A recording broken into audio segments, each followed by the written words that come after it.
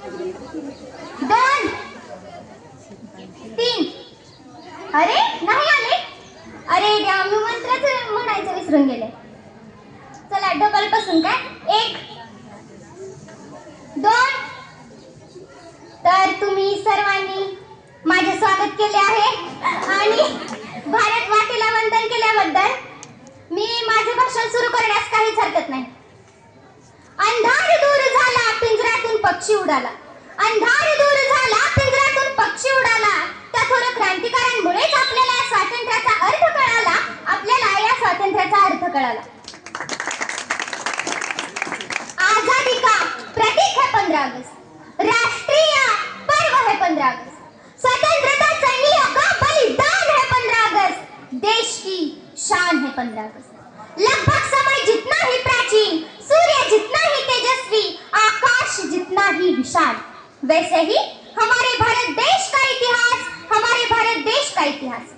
जगात भारताची मान आदराने उंचावणारे क्रांतिकार, जगात स्वतेजाने प्रकाशमान होऊन झळकणारा स्वातंत्र्याचा अथांग सागर, हजारो वर्षापासून वाहत आलेल्या नदीच्या प्रवाहाची दिशा बदलणारा व जुलमी अन्यायी प्रथा मोडून टाकणारा दिन म्हणजे स्वातंत्र्य दिन.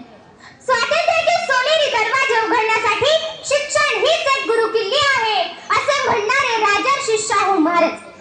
चले जाओ भारत छोडो असे इंग्रजांना ठणकावून सांगणारे भारताचे सुपुत्र महात्मा गांधी.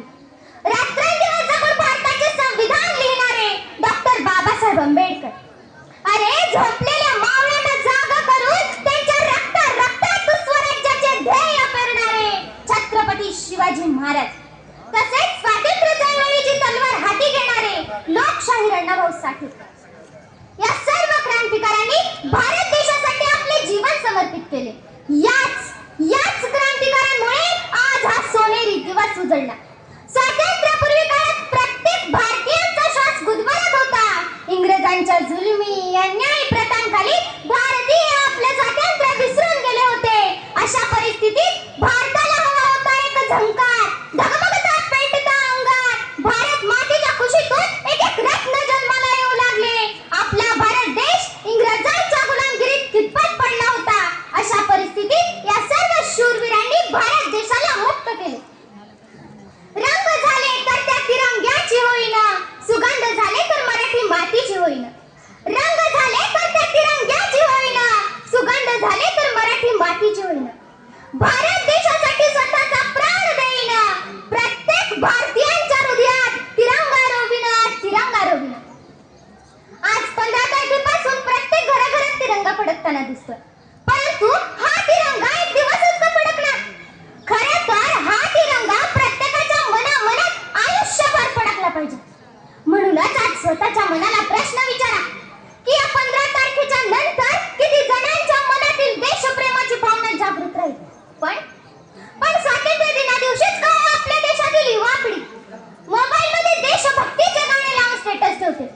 अहो, पण मला हा प्रश्न पडतोय की आजच काय देशातील युवा पिढी देशभक्त असल्याचे दाखवते.